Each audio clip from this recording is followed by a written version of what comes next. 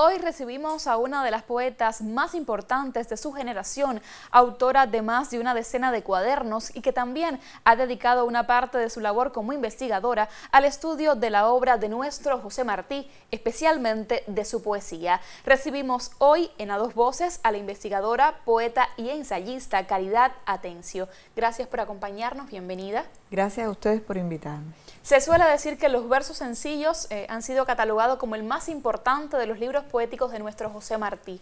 Especialmente se dice que es una obra poética de madurez. ¿Cuáles son los rasgos esenciales que definen la poesía de Martí en este cuaderno? La síntesis. Los versos sencillos es su pensamiento maduro. Ahí podemos encontrar todas las ideas que él manejó de una manera condensada, esencial. Se encuentran también allí apresados, sintetizados los motivos esenciales de su vida.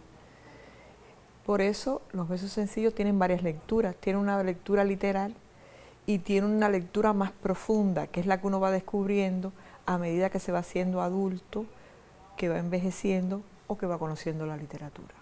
En su caso, la obra poética de Martí es una constante en su labor como investigadora.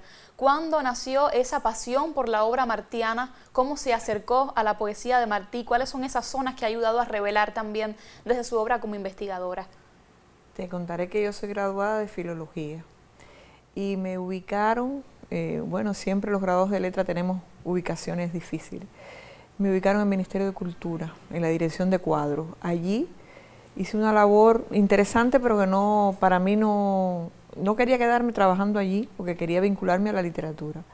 Después trabajé en el Centro Juan Marinelo, como parte de una plantilla especial, y después, como parte de esta plantilla, fui a trabajar al Centro de Estudios Martianos. Ya yo escribía poesía desde que estaba en la universidad, pero era muy tímida y no mostraba nada. Entonces, cuando llegué al centro, me di cuenta que ya quería ir a un taller literario, mostrar mis textos, y también llegué allí, y como lo que más me interesaba era la poesía, pues decidí estudiar la poesía de Martí, que me decían que ya estaba muy trabajada, había académicos que decían que ya no había nada nuevo que decir, vaya craso error, y entonces empecé a investigar la poesía de Martí. También los versos libres, o sea que hay, digamos que un recorrido importante que usted hace por los hitos mayores de la poesía de José Martí. ¿Cuáles son otras zonas que entonces ayudan a revelar también, digamos que esa inquietud poética de José Martí? Bueno, la virtud lírica de su estilo es uno de los caracteres fundamentales de su obra. O sea, lo lírico lo puedes encontrar en casi todas sus obras, en prosa o en verso. Y bueno, yo decidí trabajar la poesía, a pesar de que me decían que ya estaba trabajada, y entonces entré por la faceta de la recepción. Empecé a estudiar la recepción de los versos sencillos y escribí un ensayo sobre lo que yo pensaba de los versos sencillos. Estudié la recepción de los versos libres y escribí el libro Circulaciones al libro póstumo, que salió publicado por la Editorial Oriente. Escribí la saga crítica de Ismaelillo, que estudia la recepción de ese poemario, pero también tiene un ensayo mío sobre el poemario. Y así escribí un libro sobre la Edad de Oro, o sea, fui persiguiendo la poesía todo el tiempo. Y bueno, también escribí un libro sobre los cuadernos de apuntes y los apuntes en hoja suelta, y que estudié allí pues el proceso de formación y sedimentación de los saberes poéticos de Martí a través de esos cuadernos. Cómo se formó como escritor, como poeta, qué leyó, qué no leyó, cómo lo leyó, estudié eso. Y ahora acabo de terminar un libro apasionante sobre Polvo de alas de mariposa, que es un poemario que Martí dejó semiescrito, inconcluso, que lo escribió al unísono con Ismaelillo, versos sencillos y versos libres, porque él era un grafómano. Y entonces estudié este libro, escribí este libro, mejor dicho, sobre Polvo de alas de mariposa y la impronta, la importancia que tiene dentro de su obra y la trascendencia que tiene.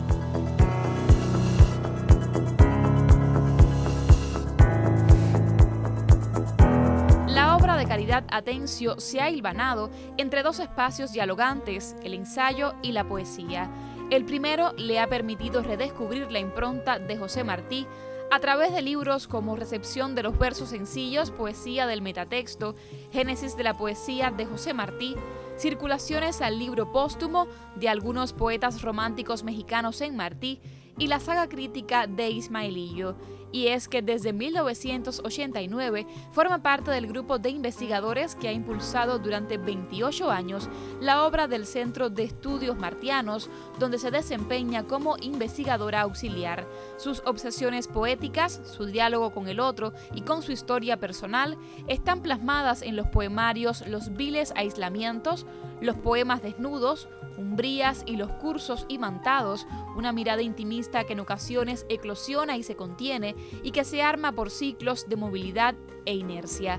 En 2011, el libro de los sentidos mereció el premio de la crítica, un singular acercamiento a la historia familiar donde potencia el rejuego entre la narración y la poesía.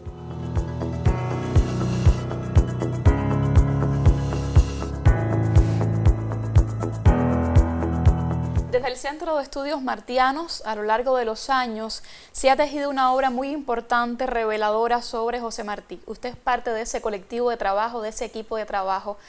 Ahora mismo, ¿cuáles son, digamos, que esas zonas esenciales en las cuales se continúa laborando para mostrar al mundo y a Cuba facetas poco conocidas de la vida de José Martí? Bueno, este año, en 2017, el centro cumple 40 años de creado. Y bueno, es una fecha, una cifra muy importante, lo hemos celebrado durante todo este año y bueno, seguimos investigando, seguimos trabajando diversas facetas. Una de sus tareas fundamentales investigativas es la edición crítica de las obras de José Martí. O sea, hay un departamento de investigación que se dedica a eso, a la edición crítica. Y se han publicado casi 27 tomos y se seguirán publicando. Hay otro equipo, que es al que yo pertenezco, que es el equipo de estudios literarios, que se dedica a estudiar las zonas menos analizadas de la obra literaria de José Martí. Y un equipo, que es el equipo de historia, que trabaja, entre otras tareas, la historia del Partido Revolucionario Cubano.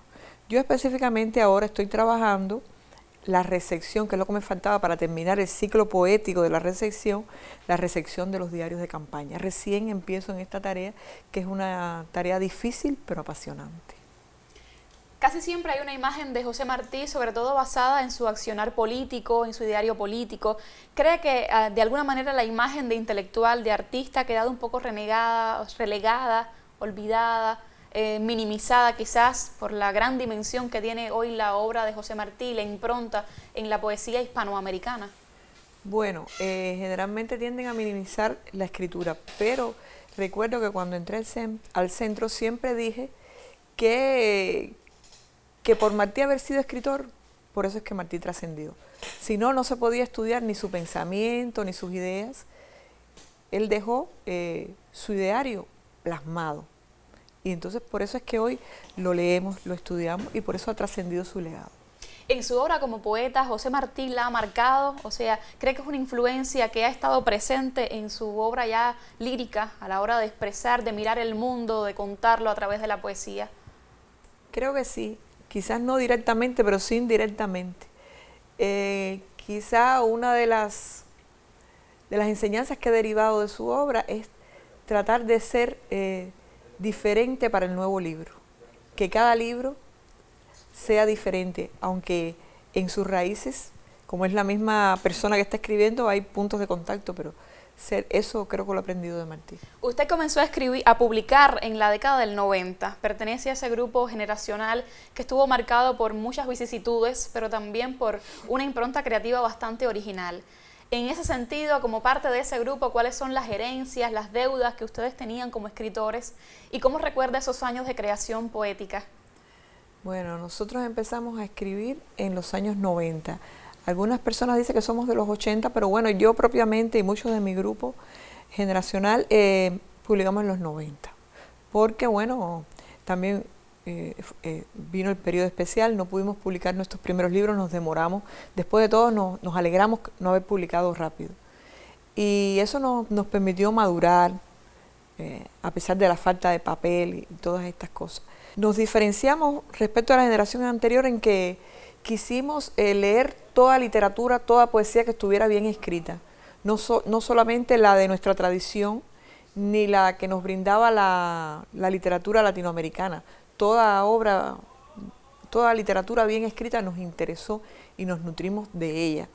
Y bueno, en nuestra obra reflejamos lo que era, o sea, la preocupación por el lenguaje, por el discurso, la posmodernidad que tan mal fue vista desde el plano político e ideológico, pues nosotros nos pusimos a estudiar el lenguaje y hay hasta varios libros de nuestra generación que estudian el lenguaje desde el punto de vista posmoderno y que incluso lo han llevado hasta el plano de lo poético. Usted pertenece a un grupo muy singular de creación llamado El Palenque.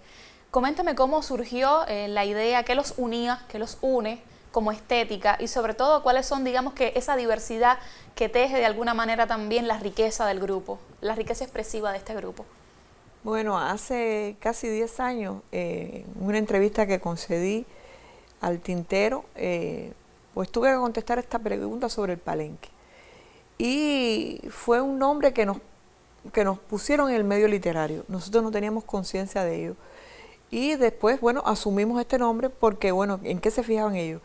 Que éramos un grupo de amigos, que todos éramos negros, cosa que no le habíamos dado la menor importancia. Que éramos bastante exigentes con nuestra obra, con nuestros presupuestos escriturales, que no nos gustaba que nos compraran a obras de presupuestos estéticos pues un poco más débiles, que éramos un poco rebeldes, que somos muy cubanos de una manera diferente, o sea, a partir de nuestros propios principios, de nuestras propias maneras de nuclearnos y ser a la vez distintos. Y entonces sí, éramos un grupo de poetas, casi todos nacidos en la década del 60, como te digo, casi todos negros, casi todos con prestigio, con premios. Y bueno, si ya nos pusieron ese mote, pues lo asumimos para nuestro total orgullo.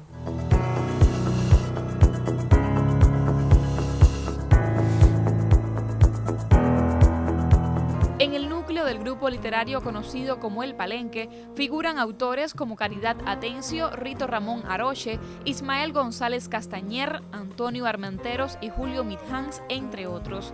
En ellos se hace visible la necesidad de problematizar el lenguaje y el deseo de reflexionar sobre la escritura.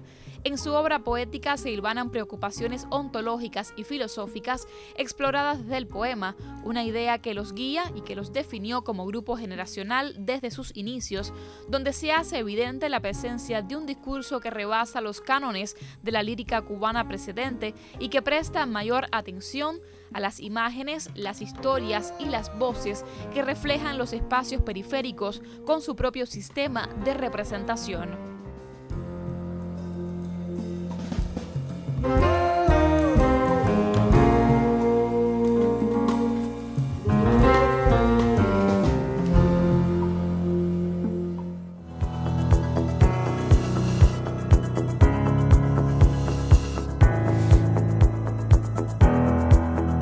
Hace muy poco protagonizaron un recital, un encuentro en Casa de las Américas. ¿Cómo fue ese resurgimiento del grupo, ese diálogo nuevo? Bueno, Zuleika Romay, como directora de Afroamérica en la casa, pues convocó a una actividad que rendía homenaje a Rogelio Martínez Furé, Premio Nacional de Literatura, entre otros premios nacionales que tiene varios. Y se llamaba la sesión Poesía de Oralidad y nos invitó a todos nosotros a leer por primera vez. Leíamos por primera vez juntos y fue un sueño cumplido que leímos por primera vez juntos en Casa de las Américas. Todos nos asombramos porque fueron más de 100 personas. La lectura fue muy exitosa, con muchos escritores allí presentes, escritores de gran prestigio, y bueno, para nosotros fue un júbilo y un agradecimiento grande a la casa. Si revisamos su poesía encontraremos distintas marcas, quizás vinculadas a distintas temáticas sobre género, su identidad como mujer y como mujer cubana. ¿Se siente parte de una escritura, de una tradición de escritura femenina, de lo femenino, feminista? O sea, yo sé que es un tema bastante polémico, pero en ese sentido, ¿usted toma partido como mujer escritora? ¿Cree que hay diferencias?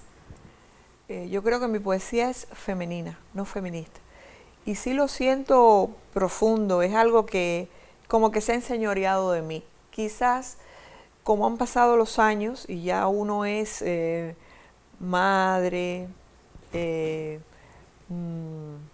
cuidadora de padres mayores, esposa, todos estos roles pues han repercutido en la obra, y ese tema de la mujer como una especie de ser hechizado o maldito me ha dado mucha tela por donde escribir, para decirlo de alguna manera. ¿Qué le interesa mostrar a Caridad Atencio desde la poesía? ¿Cuáles son esos espacios que escapan quizás a su obra como investigadora y que plasma especialmente en la poesía? Bueno, mis esencias y mi manera de ser y de escribir, porque alguna vez he dicho que yo escribo de a poco. O sea, a veces se me ocurren frases